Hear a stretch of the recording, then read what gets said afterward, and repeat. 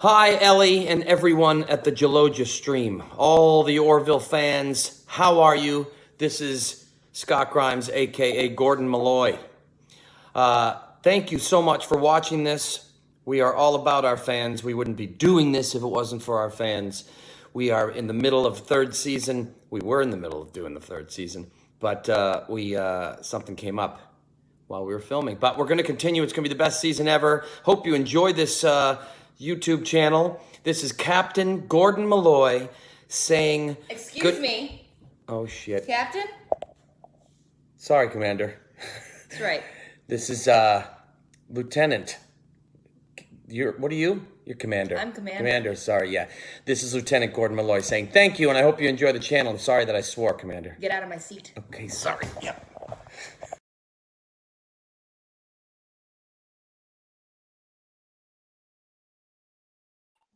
All right, now if Ellie could just learn to turn her camera on at the right time.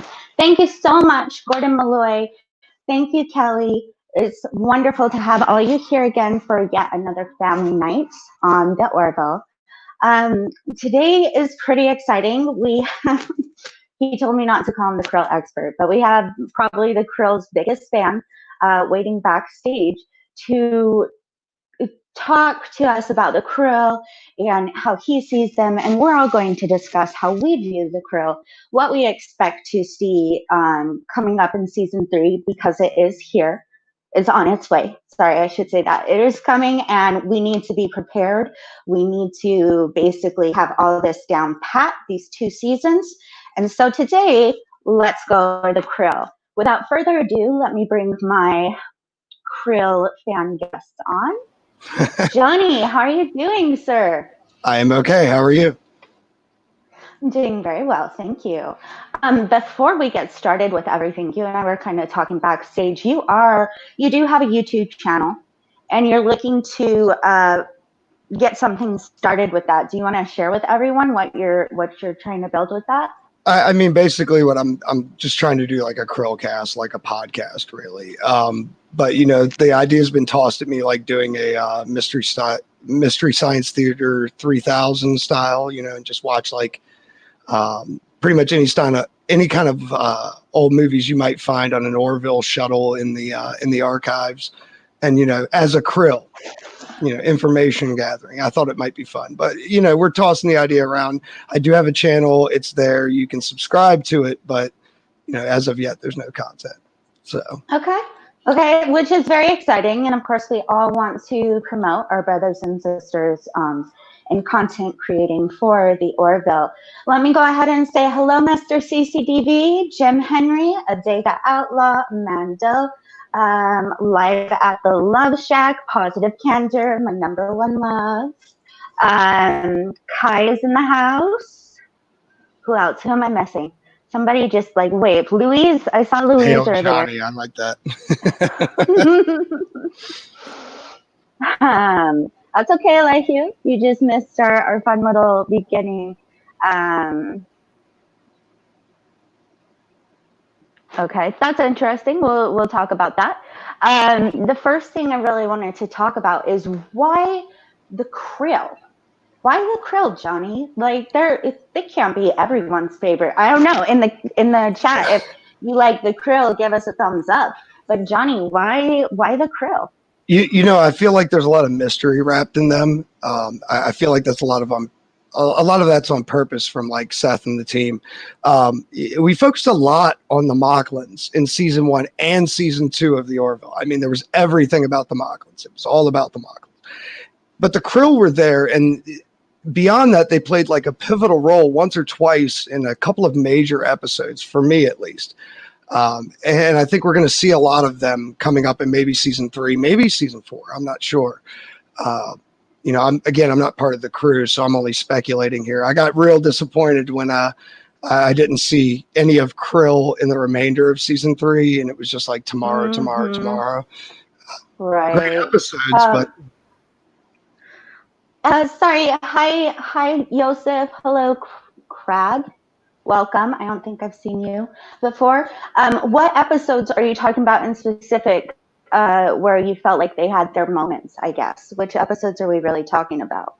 Well, one of my personal favorites is Nothing Left on Earth Excepting Fishes. I exceptionally like the relationship dynamic between Ed and Talea. You know, even though she was Janelle and she was on there, you know, kind of under false pretenses and what's not. Still, at the end, he was still trying. You know, we never give up hope. It was his line. You know, but he was still trying. He still seemed like he fell in love with her, and I kind of found that as a nice Romeo and Juliet kind of story. You know, two feuding houses, so to speak.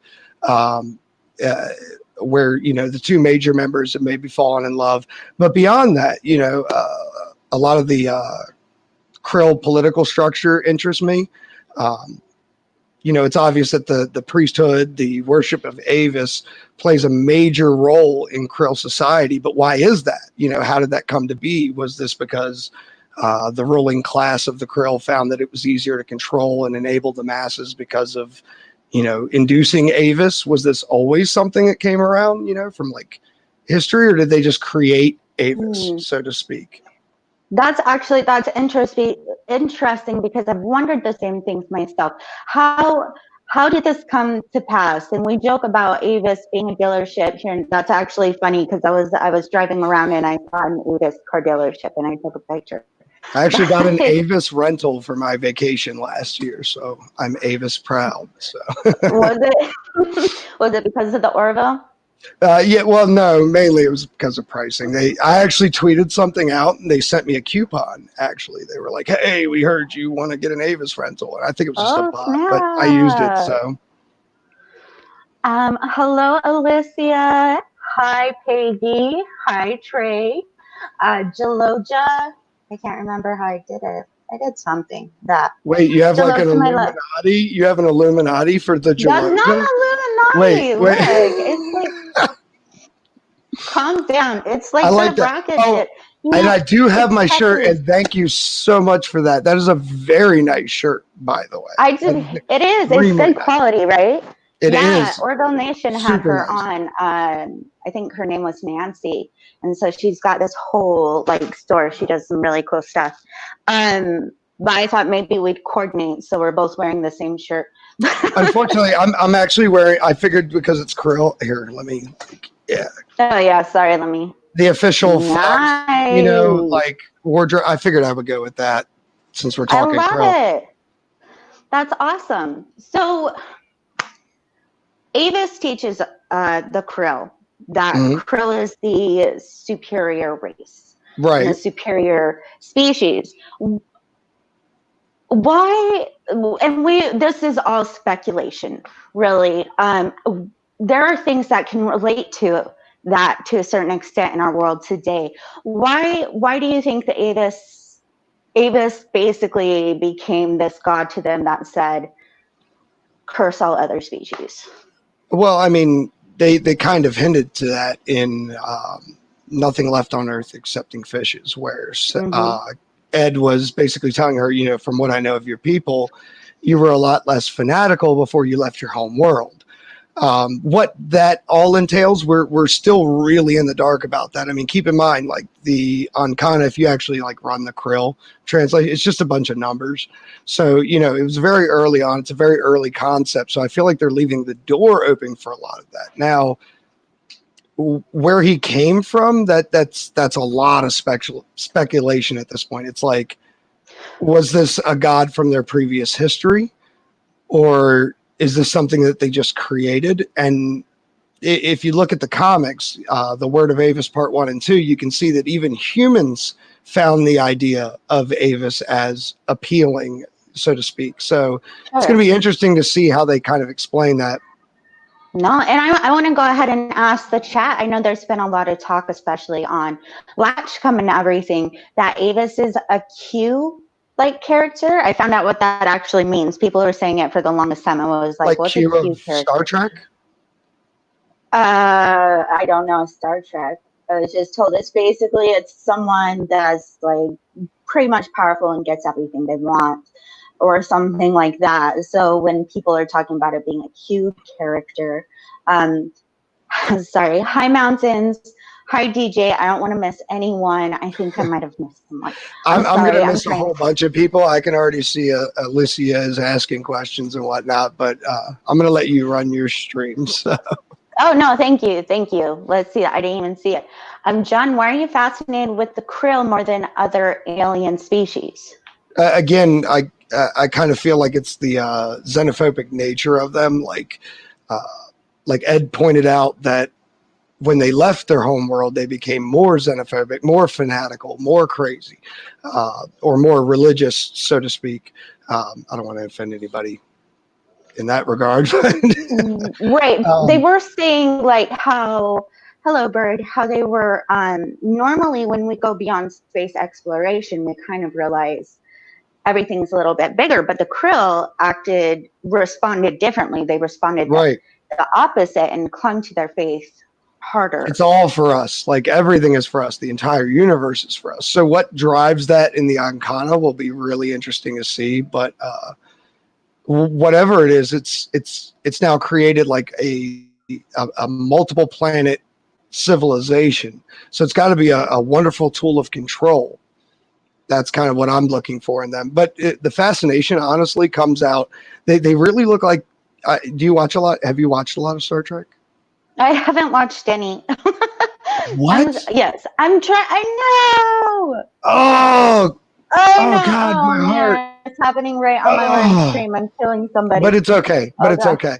But you should definitely watch Star Trek. But I feel like the Krill are very much inspired by the Jem'Hadar, which were minus the Ketracel White, which was a drug they were addicted to. But again, you need to watch Star Trek to get all that. But the Jem'Hadar and the Remans, which were a subspecies of the Romulan Empire. Again, that whole dynamic is really interesting to me. I'm going to be very excited to see how they flesh that out. Yeah, no, I've been saying it kind of this whole time because two major things happened to two major species, right? The krill, we went ahead and signed a treaty and are at peace with them. The Lokvi. Sorry. No, you're fine. I love it. And the Mocklins, we kind of tore apart the fabric of their entire belief system. Right. So I feel like in the upcoming seasons, it's going to be a lot of focus on the Mocklins still because I feel like they're such a complicated species. However, I do believe I agree with you. We have so much to talk about with the krill. There's a lot to talk about with them. Absolutely. Honestly. Step one is to get me up to speed. But yeah, am I echoing a little bit? Do you hear me echo? I can kind of hear me. No, I think you're fine. I think I may be loud and weird just because of my smoker's voice, you know? And hello, Jeff B. Jaloja. Thank you so much for joining. If you didn't hear me earlier, Louise Jaloja. We're just talking with our the Krill's biggest fan. Is it? I'm sorry. Do you have like your call me the headphones Krill plugged in? expert? Yeah, I have headphones. Like they're really big, and I can hear you just fine. So okay, you can call me the hearing a Krill little bit of expert. it. I'll embody that. You know, and I think Tom would approve. I think Tom You think would so? definitely approve. I hope so. Okay. I certainly hope so. You'll get a DM or something, right? If we go a little bit too far with the Right. If we go too far, he'll be like, "Look, you're violating NDA. You're fired. Stop talking." No, I'm kidding. I really wish I could have done like a background like yours because I like how we're sitting there at the signing of the Lokvi, whereas mine's just like my fireplace and whatnot. Behave, everybody, behave. But so you know, with the Krill and Mocklin dynamic that I see, I feel like they focused a lot on the Mocklin dynamic because that's what you needed to kind of understand what's going to come next. That's just my feelings of it. The Krill coming in into Identity Part 2 and basically, you know, saving the day, you know, adding their armada to the Union really helped save the day. And if you backtrack to Sanctuary, you actually hear mention of Mercer stating that, you know, okay, well, just because the Mocklins are the biggest weapons producers, why should we just play ball, with whatever they want? Now with the Krill involved, I feel like they're a huge weapon producer. So maybe their dynamic can be involved at this point. Are they going to become a member of the union? I'm not sure. Are they just going to become an alliance of that union? Absolutely. Absolutely. Bird of Prey loves You like your that? This is actually, so I'm an IT guy, but occasionally I go into really cool places. This is actually like a piece of metal. It's a piece of like aluminum ductwork from a place. I did their website. I helped them connect their plasma cutting machine and show them how to cut letters. They're making ductwork for HVAC, but that was basically my first test run of their plasma cutter, and I thought that was pretty cool myself. So thank you. That's pretty awesome. No, that's really cool. I do not even pretend to know anything with stuff like that, but that is cool. That's really cool. One of a kind. I'm wondering. Nitpickers is in the house. Orville Nation is back. Welcome, Orville guys. Nation. Woo, I didn't even get that kind of rating from me, so so Orville Nation is PJ, right? Yeah. Okay, so woo PJ, yeah, because then we have JP, who's also with Egotastic Fun Time. Mm-hmm. So like I get confused constantly. No, absolutely. I did a little bit at the beginning myself. So, but yeah, I think I got it down. Let's talk about the kids that were on the ship. Oh, right. When Ed and Malloy basically tried everybody they know to death. So Talia said, hey, they're going to be your enemies. But now we introduce this whole, we're not enemies anymore between the two. Right. So how do you think that's going to come into play when it comes to season 3? Are there going to be retaliations as far as what those kids witnessed? I don't know, all the stuff that humans could have possibly been doing to the Krill, or anyone else from the Union could be doing to the Krill to leave a bad impression. But what happens when you see something like that take place? I feel like that kind of like set the stage for a future event. Even with the Krill and Union cooperating, I really feel like there's still going to be small subgroups, that are not going to agree with this, that are going to be radical, that are going to be, generally opposed to the idea. That may grow out of those children. At first it struck me as odd seeing kids on a warship, but again, if you've seen Star Trek, even though the Enterprise wasn't necessarily a warship, it still had families and children on it. Now, obviously, in the class of the Krill, you're learning about the crappy humans and they're infidels and they don't believe in Avis. But again, like you said, this may change. That whole idea of the Union being seen as infidels may be changing. As Captain Dalek said, our Avis has united our path for a reason. We shall see where that path lies. So yes, 100%. I agree totally, but I can't help going back to the Mocklins, and they've been a part of the Union for a while.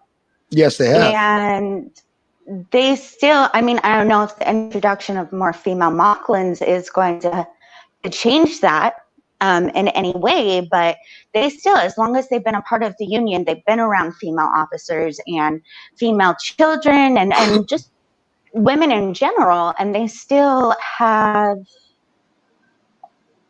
this bad outlook on women, I guess, and their beliefs are still very strong to them about the males of the Mocklin society. So is something like that where they become a part of the Union, or not, basically they say we're at peace with you guys, does anything really change? You know what I'm saying? That's the big question.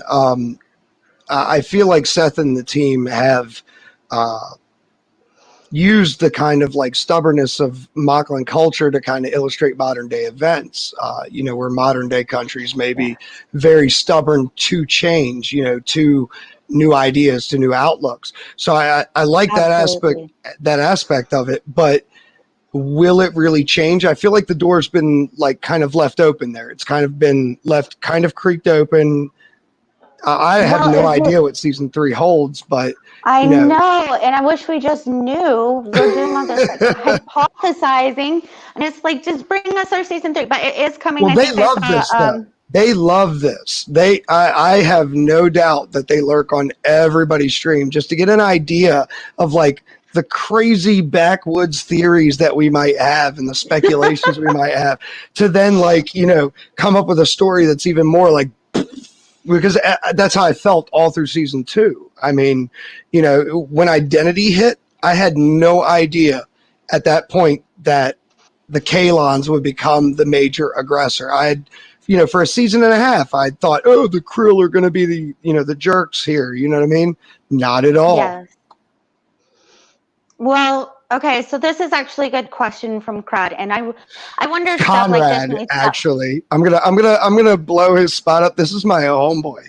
This is my best friend, who I've been trying to get on stream with me for quite a while. But yes, go ahead. Sorry. No, I do wonder this myself. I've wondered this with, mostly the Krill, because I keep going back to. I can't think of what the episode's called. The one we were just talking about where they fry everybody up. And I'm like, dude, it's like Buffy in space. And then there's all these other vampire movies where everybody kind of tries to be at peace, but there are all these fractions like Conrad, Crad, is talking about. And so what threat could fractions like these pose to either the Union or Krill lives or our whole treaty going on? What do you think? Honestly, I think the only one independently at this moment that poses any kind of threat aside from the Kalons is the Caliban. They're obviously technologically advanced. They're super motivated by entertainment. Yeah, I didn't see any Krill in that menagerie they had, so they might be interested in Krill. But beyond that, they seem to have a well-balanced military force that the Union was even afraid of. The Union in specific, though, the only ones that seem to have an independent military are the Moclans, who are their weapons manufacturing center. So with the Krill injecting into there and potentially replacing the Moclans, the Moclans just become an independent issue, an issue of a planet within their Union, not so much of, how do we unbalance the entire military of the Union if the Moclans were to leave? Okay. Yeah. No, absolutely. This is a good question from Tink. Hi, Tink, by the way. Do we need the Krill to give us do we need the Krill to give us the love to hate group, or will Moclans serve that role? Is it too much to have 2 love to hate groups? I don't think it is. I do not think because if it's anything the Orville taught me in season 1 is you can love and hate a lot of different groups / characters at the same time. Yeah, that's true. I give you Clyden. At one point I loved him, because of his dedication to Bortus, and then at the next point I was like, okay, you're kind of an asshole. You know what I mean? Like, yeah, the hell is your problem? Seriously. Right. Like, what is your problem, dude? Like, seriously, this is your mate, not your, but anyways, I think they even left the door open for a new layer. Okay. If we get bored with the whole, Kalon, Krill, Moclan over, like we have what do they call the Choctaw? The bat looking guys with the bald heads, bat looking that they chase. Oh, yeah. Okay. Yeah. And those were apparently more vicious than the Krill, but maybe not yet as vicious as the Kalon. But can you see us actually? I mean, there are going to be characters. There are going to be characters, I think, from the Krill species that we really can't stand because they're sticking to the old ways so much, and it's going to be this learning, growing pains process. But as stubborn as they are when it comes to their faith, I don't feel like they're nearly as stubborn as Mocklins. No, Could it be I don't think so possible at all. I don't think they're that stubborn at all. The Mocklins are really, really stuck in their ways. They're very dedicated to Yes. whatever traditions that they've created. I think the Krill is going to enjoy some I think they're almost going to become like a comedic relief of a love-hate relationship. Like you'll find like little priest groups like Sazaron, for instance. Like Sazaron was a jerk. You know what I mean? Whereas Harrows, I kind of felt like Captain Harrows was, we could kick it. We could have a beer. You know what I mean? But like Sure. Sazaron was like, post a guard on my chapel before he gets in there and reads Arcana. No, you're absolutely right. And it's really cool that while lumping a species all in together, I feel like the Orville has found a way of separating each of them and giving them each a dynamic character, the ones we get to meet, just like everybody on board the Orville ship. And so, we're going to see, like, there are going to be some main characters besides Talia, I think, and we're going to see their love or hate, or love to hate, or hate to love, and it's all going to come about in season 3. What's they have a new cast member, don't they? I can't even remember. But apparently she's going to replace somebody on the bridge. I can only imagine it's John Lamar. But yeah, like we've got a ton of individual stories on the bridge. Ann Winters, is that her name? No, I may be totally off base.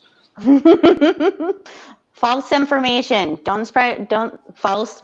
Misinformation. I am not fake news. Like. Good.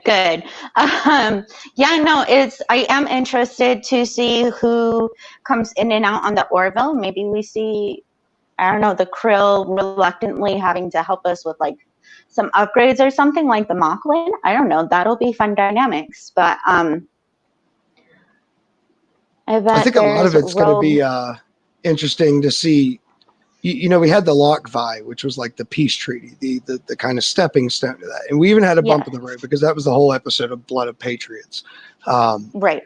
But beyond that, I think we're just going to see a lot of cultural blunders out of the relationship between the Union and the Krill. Because, the Union is a union of planets, whereas the Krill is essentially an empire of planets. You know what I mean? So maybe some planets don't necessarily agree with the views of the empire, the view of the greater good. Honestly, I'm just interested to see the concept art between it. You know what I mean? There's a lot of like Gothic inspiration that I see in the Krill. From the black velvet portrait of Avis to, like even the design of the ships. And I really would like to see the planet that they came from and the structure of the people on a whole. You know what I mean? Kind of like we saw with the Mocklins, okay, you guys are very industrialized, but you're kind of ignorant in the way of like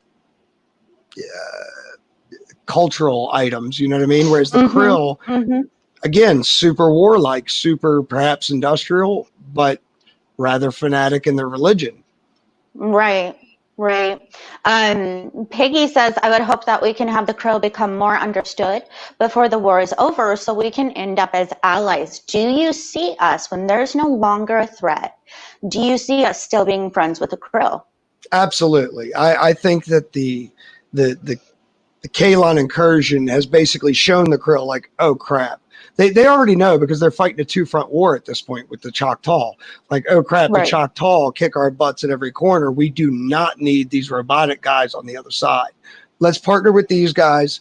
And I think that the time that they spend together, the mixture of industry and culture, like I would love to see a Krill captain exchange program, like put Dalek on the crew on the bridge of like a Union ship and see how it works out. So cool. Right. That would be so cool. They're obviously intelligent. They're not completely boneheaded. I mean, Ed and Talea had a very deep dynamic in that cave, about trust, about like their morals, about like, well, what do you want to do? Shoot me or trust me? You know what I mean? So I think that leaves the door open for a lot of blending, but at the same time, like Mhm. allowing enough clash to be funny, to be interesting. Sure. No, I can totally see it. And it's actually making me more and more, as if I wasn't already excited enough for season 3. I'm actually really starting to get into what happens with us in the Krill. I just real quick want to say hi. I'm so sorry. I saw Amber joined us. I appreciate that. My Australian friend. Yes, and again is also here. I think I said hi to everyone. I'm sorry if I haven't. Give me a little wave. But Conrad says, would there be an issue of the Krill falling into a crisis of faith? See, Could the that's a big topic. I think I already know where he's at. Yeah, I think the Union could interject a lot of ideals that may threaten the power structure of Krill society on a whole. That's why I'm really like interested in seeing the dynamic of the socio-political structure of how the Krill actually work. You know, in season 1, we saw them as a lot of comic relief, you know, with the Hertz jokes, them in the church, you know, like, and I like that, don't get me wrong, but I really want to get deeper into them. And I feel like their focus is more on the Mocklins, because that was more of a concrete foundation they needed to lay for the rest. Yeah. I feel like, honestly, I'm not saying the issue that the Mocklins bring up is an easier thing to discuss in today's world. I think like what they were trying to say with the Mocklins' whole, you know, the sexuality and denying people gender and stuff like that, it's probably a little bit easier than talking about I can't think of the word, radicalism. Is that the word? Like radicalized religious fanatics? Is that what you're Yes. calling? Like zealots, maybe? Yeah, basically, it's just like religion is a touchy subject in the first It place. is. So what if maybe we kind of put the Krill to the side or made jokes a little bit easier to not offend so many people? And how do we? I'm not sure I can offer much comment on that. Okay. Political correctness is not a scale that I don't think I'm anywhere like qualified to judge properly. Absolutely. Yeah, you know, those, you know, the writers, everybody, you know, Dave Goodman, everybody is, you know, they've been in that business. They know, you know, what they want to portray. Now, do I feel I feel like religious values should be challenged, if nothing else. If nothing else, but to make somebody else's faith stronger. You know what I mean? Like I like Absolutely. that people find faith. I myself may not subscribe to a particular like faith as strongly as I do the will of Avis, you know, but it doesn't mean it's wrong. You know, it's a set of values, but I would like them to point out when perhaps the Krill have allowed their religion to kind of inject itself into their science, at which point maybe that's held them back, because that's been seen many, many times. Like, yeah, sure, have your religion, but science is science. Let's keep it as that, you know? And we know, personally, again, I don't know the guy. I just know, like, from all his work and some things that he's put out about himself, even Seth MacFarlane definitely is a science and matter of fact over other things. I kind of feel like, if that's so he's very 100%. Much focused on science. You know, when he first came out with Family Guy, I didn't particularly like him, because I felt like he was just capitalizing on another Simpsons style show. But as the show grew and went on, and as he branched off into more things, I realized he's just trying to get his own message out, you know, but he's kept it to a level of importance that honestly I don't see most people do these days. He's made it more of a point that we need to include everyone, no matter what or how radical their ideas may be. We need to sit down and have a conversation with these people so that we can meet in the middle and find a compromise that works for everyone. I kind of like that, you know, that really appealed to me. Absolutely. And then he came out with the Orville, and it's like, oh, okay, here's political commentary out the left wing. Here you go. You know, and I love a lot of it. And I love that, you know, a lot of his episodes didn't necessarily end with the, everything's back to normal, it's all good kind of feel. At the end of the, it's about a girl. They still lost the case, right? But they still made their case. That was the whole point, to get the conversation started.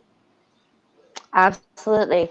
Absolutely. No, and I just brought it up because he does, in his own funny way, he addresses religion and other aspects about it and kind of challenges everyone, not just people of that faith, to really look at it. And he's so unapologetic about it. So and I like that about him. I do like that. I live a lot of my life being unapologetic. When I say something, I mean it. If later on I'm presented with new facts that change my opinion, I apologize for it. And that's it's kind of straightforward. It's just, here it is. This is what I think. Yeah, I don't know. I feel like cancel culture is kind of taking another whole nother wing these days. That's I've kind of heard about that. I'm not super up to date on all that, excuse me, but I had heard about it here and there. Honestly. Nerdrotic talks about it a lot. Peggy's got it nailed there. He's an atheist based on pure science, but he's kept the idea that everyone is entitled to their own opinion. And I like that. He likes to, I'm very much the same way. If you have a differing opinion to mine, I want to hear it. Because what makes my opinion better than yours? If I have never heard your side of the opinion, how can I make a judgment? So I really like that he tries to bring conversations to the table one way or the other, whether people like it or not. And he does it with comedy. So being funny I like that. Everybody absolutely. Likes that, right? I think it gets misunderstood sometimes, or maybe I read too much into it, but I do think there's a lot of depth to all of the work he does. And there are certain messages if you want to see them. But yeah, just like Peggy said, and about a girl. Sorry, I'm echoing. And about a girl, Seth or Ed, excuse me, says, but who are we to say whether or not this is wrong? Just because all society was like, you can't, change your baby's gender. Right. That's wrong. Ed was the one to sit there and be like, well, is it really? We're not a part of this species. We're not part of this culture. What if a baby is born with a cleft palate? We have that corrected at birth, right? So right. He definitely does keep that open. And that's kind of what, I don't know if it's come across, but that's kind of what I started the whole channel for, is so that we all can throw our views out, be heard and respected. That's what I got out of that episode is, a lot of what they were trying to portray was, this is their culture. This is the way they've done it for X amount of years. Who are we to jump into their culture? Now, he was very clear that we have union regulations. We have, a code of ethics we have to follow. So no, I'm not going to order my doctor to do it. But if you want to, hop on a transport and go to Mockless, what's stopping you? You know what I mean? Yeah. But again, it really brought to the table that conversation. They brought Havina down there, who we learned her name, afterwards, who turned out to be their planet's most prominent writer, which I felt was a big shocker because, in history, you can find accounts of that where, people have written under the case of anonymity simply to get their voice out. You know what I mean? Absolutely. I like the idea that he brings a lot of challenging topics to the table.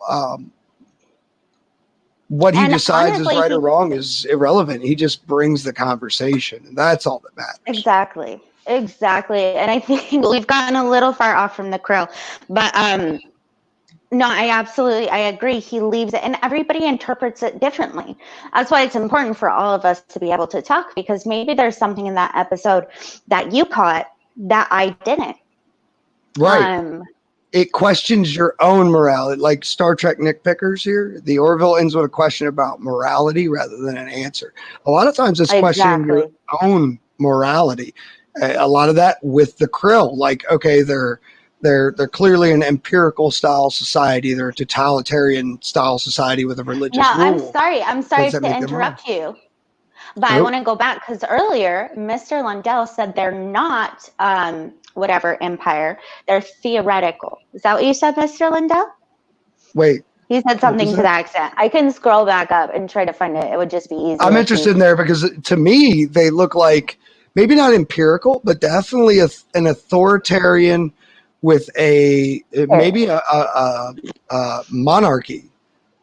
Theocratic. Okay. Okay. Sorry, Ivory.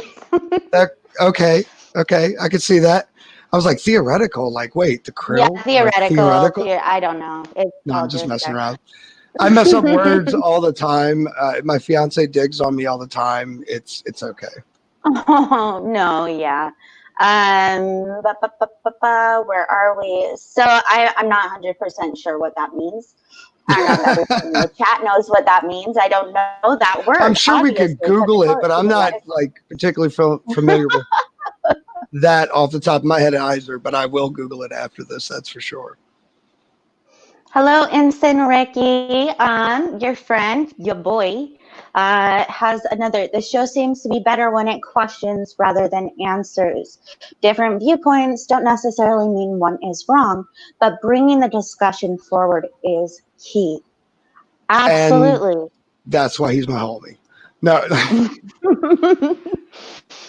we've had a lot of discussions on the Orville, the Krill, the Mocklin Society, even like the two-dimensional society in New Dimensions. We've had a lot of weird conversations about that. So there's so much to just expand, whatever. See how great Ellie is with words today? I'm okay. I'm not good with words either, so you're making me look good. So I'm usually the one that's bad with words. I'm the one that says epitome when I mean epitome. You know what I mean? So yeah, definitely. No, yeah, sort of. I get it. I think that in every single episode, Tink said it earlier, the writing is deeper than onion layers. Like there's just so much to every single episode. Message on message on message. What was the episode with the social voting? That one's full of messages. Yes, left and right. I'm definitely looking to cover that one soon because it's so, I feel like there's a lot from what I've talked about with other people. I saw it mostly as like all the stuff that goes on with social media, right? But other people saw it different as far as see it much deeper. Yeah, like there's a lot of politics in there. There's a lot of social engineering in there. There's a ton. Absolutely. So I'm excited to get to that. We're talking about the crisis of faith a little bit more. Live at the Love Shack says Avis will have to die to save the Krill. How do you feel? Well, we don't. Because what if Avis is an actual being? Maybe he is. Maybe Avis was. Well, I mean, if you think of the Bible, you know, with Jesus Christ, if you think of like what the Quran or whatnot, with Muhammad, there must be a figure. So Avis is clearly the figure of the Krill Bible per se. Does he necessarily need to die to save them? Not necessarily. I mean, this could be a crazy ideology in which, you know, Avis was just that badass that he kicked everybody out and was like, boom, universe is my dominion, bro. I'm making the Krill for everyone. What now? Like, it doesn't necessarily have to be like, oh, I died to save my children. You know what I mean? He could have been like, I fought to save my children. I destroyed half the universe to save my children. That's why this is your dominion. Like, what gave them that drive in my book? That's what I'm looking for.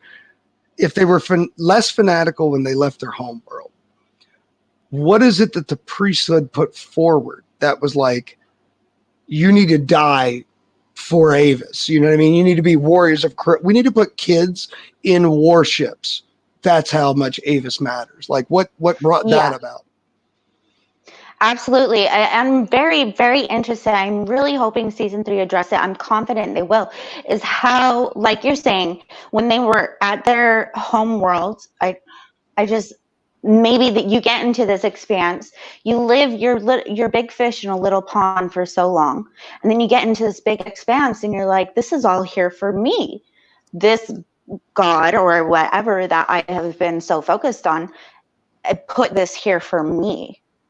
Because you don't, yeah, I don't know. It would be interesting to find out who Avis is. Right. Like, or who he quote unquote was, you know what I mean? I imagine he was probably some sort of like a political leader or like a military leader way, way back in the Krill's history, because, you know, it's obvious that they're a multi-planet ecosystem, right? You know, they've got a vast territory. It's not just Krill.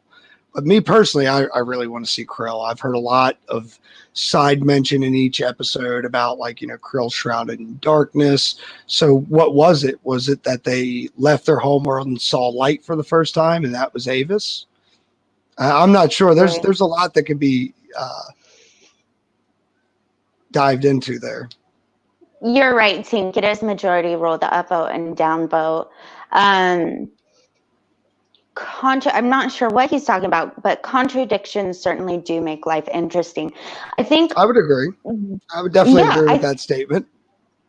I think what's most important about those is understanding that they are contradictions, that people are going to have their own opinions and people are going to see things a certain way. And we all need to respect that just as much as you want to be respected, the other person with the opposing side wants to as well. So, amen. So long as we, you know, base that in fact, you know, like when you're having an argument of opinion, there's got to be some basis of fact to build out from. Otherwise, you're just two stubborn people arguing about what they believe. You know what I mean? Absolutely. I was actually going to address this because you kept calling Avis he, the pronoun he. I do. And that's a big problem of mine. No, it's a big problem for me. I'll admit. I'm on stream. I can admit that. It's cool. No, but yeah, he. I don't know that he's a he. It could totally be a she. And to be honest with you, if they came out in season 3, episode 2, and were like, Avis is a chick, that would probably mind blow a lot of people, including myself. Sure. The vision of him in the Ankana seems to resemble a Krill male with more of like a headdressy thing on the back. I'm not sure what that was, but I'm assuming a lot there. So yeah, I could very easily have that opinion crammed down my throat. I've always pictured Avis as kind of like celestial, not so much having a gender, but definitely female. If it, I'll definitely say this. I feel like he's more male. I feel like the Krill power structure is more patriarchal than we're led to believe. I saw no female officers in positions of command, and that may. Excuse me. That may very well be by design. If you remember, the Talea was kind of a subject of circumstance when she heard a Krill captain talking about the idea to kidnap Ed, you know, to kidnap an Orville Union captain. Right. And she just happenstanced across that. So it wasn't like she was like in a position of command and took over. So I get the feeling that it's more of like a very patriarchal society. But I could be wrong. Okay, so let's ask this question. I know it can't really be answered, but let's ask this question to you in the chat. What role do female Krill play in society? I know Talia was a teacher, but she's really the only female Krill you ever see throughout the whole show. You're right. No, you're right. So yeah, she was a teacher at first, and after capture, she went into military career. So it wasn't like she was already in the military and then just decided to. So yeah, that's actually very. You make a good point. I can't think of another female Krill that I've seen in any episode, honestly. I mean, I'm assuming that. Obviously with Mocklins, that's kind of weird and we have no idea really how that works, but I'm assuming like most species, they probably need women to reproduce. I'm assuming that with the Krill. Yeah, I'm assuming they're reptilian, but I'm still assuming a norm. I say normal. That's probably not right, but a typical form of reproduction there, not like the Mocklins who seem to be able to do it asexually, right? Like they just lay an egg whenever. I have no idea. Honestly, at the end of the day, I'm still kind of holding true to what I understand about biology and zoology. And the only way for them to have kids is if a male and a former female hook up. And then that's still my Mm. theory Well, on see, that. there could be an asexual component to that, where they have the ability to do it on their own, and then they just share the sexual event with a mate as a social construct. Excuse me, but Fine. Yeah. yeah, I'm not sure. And I'm not sure about the krill structure. We haven't gotten a lot of info on that. yeah, no, and it would be interesting because in my head, what if the women don't do so much because Avis is a female and it's men's job to protect and worship women? It could be that. It could totally be that. I mean, I'm still going to worship Avis. I mean, our Lord and Savior, you know. Hail Avis, hail victory, But no, Hell, Avis. I personally have found myself very attracted to the krill, mainly because primarily I saw nobody else was. Nobody else really seemed to like, after season 1, nobody gave them any like kind you're of like that a guy. second gaze. And I was You're like, well, that guy. why? You know what I mean? Like, why is that? So I You're started looking. What is it? Sorry, you're the underdog guy. You're the guy who goes for the underdog. You go for it because Well, nobody else wants to. Yeah. I like feeling like I'm an explorer at nature. Like deep inside, like if we had space travel to other galaxies, I'd already be on a ship by now. You know what I mean? But like, I like to feel like an explorer. So the unknown speaks more to me than what they just kind of throw out there. So like, I feel like I know Mocklin society left and right at this point. But I Yeah. feel like the krill are one of the biggest mysteries, along with the Kalon's creators, are like a huge mystery to me that I was like, Yeah. I really want answered. And I think to a certain extent, especially because they're going on Hulu, they can do it longer. They have less restrictions and everything. I think I'm very confident they're going to do that because they care a lot about the fans and they care a lot about the viewers. And they know, just like you're saying, these are questions we want answered. These are Absolutely. like, please tell us the answers. We're tired of guessing. There is no doubt in my mind that the team behind the Orville, like forget the acting cast for a second, just the team that makes everything possible, from like production straight on down to like set design and whatnot. There's no doubt in my mind that they value every one of our opinions beyond what we even comprehend. The amount of interaction that they give us via Twitter, via Insta. Like I'm only on Twitter and I'm on your stream and I'm active in minor ways, but like via Instagram, via Facebook, they're all over the place and they really do try to engage as much as possible. Sure. Obviously Tom can't be at his Twitter 24 hours a day. He's got a show to run here. You know what I mean? Right. The Cassars can as well. You know what I mean? They have concept art and directing to do when there's not coronavirus, obviously. Well, I mean, correct me if I'm wrong. And I'm sorry to cut you off. Correct me if I'm wrong, though. It's giving the people what they want is what's going to keep you having viewers and keep you on the air. So I think that's actually really smart of them. And that's why I really love the age of Hulu. The age of Hulu, the age of Netflix, this streaming age. There's no more Firefly. You know what I mean? Like Firefly was one of those great. There's no more Terra Nova. You know what I mean? Terra Nova was a great show. Fox got a hold of it, dumped all this money into it, and then we had another show that year that did better. You know what I mean? So we're gonna let that run. No, nowadays shows can say, okay, we were really not built for the broadcast model. We need to go and tell a better story, with 6-7 more minutes. Whereas broadcasters can't cut that at 6, 7, 10 minutes out without sacrificing ads. So I really feel like Hulu is where the Orville needs to be. I've seen a couple of episodes where I really feel like the story could have been better fleshed out with just 2-3 minutes of really good dialogue. You know what I mean? But they had to cut it because Geico wanted commercials. Yeah, because of their time restraints. No, absolutely. And I'm very excited for it to go onto Hulu and everything, for us to be able to, basically kind of just get a better idea. Like you're saying, like, please don't ever let the show end. Can we just live on board the Orville Ah, and never leave? ah. So, Well, there's the Orville uh, game, so you can kind of do that, but I don't have the VR hookup, so it's just not the same. But yeah, I would it's a love to just set virtual up reality shop kind of in thing. Krill's in like Ed's quarters on the Orville. You know what I mean? Just sleep there Absolutely. for a couple of weeks. I'd be That's kind of fine. weird. But yeah. I really love this show. Like, don't get me wrong, I've been a Trekkie since I was a kid, but man, Seth made me fall in love with some of his work, like Million Ways to Die in the West, Family Guy, and then just to come out with like, it's just a great show. I can't really go into any words, but Absolutely. And I think a lot of it has to do with Seth being a Trekkie originally himself is hey, one of the reasons it turned out so good. Alicia says the Krill only don't fight when sleeping. I believe that. Why are they such a race of warriors though?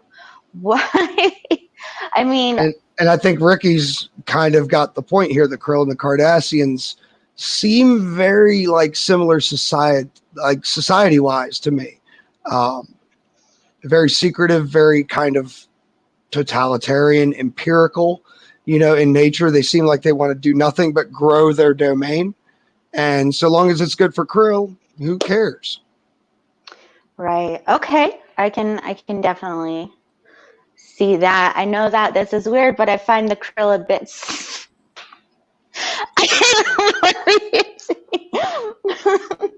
I didn't want to say it. She was the first to say it, so I'm going to be like, look, like Michelle McManus, like very attractive actress, very nice as Janelle, but so much sexier as Talia. I don't know why, but like, yeah, the reptilian, like, yeah, that's good. Yeah, way to go, Tink. Kind of the Way to go, Tink. Way to go, Tink. And Sin Ricky, I think the Krill. Oh, just kidding. We already looked at that one. Sorry. Yes, you are, John. You are such a great guest. I'm so glad you're here. Did you plug your channel earlier?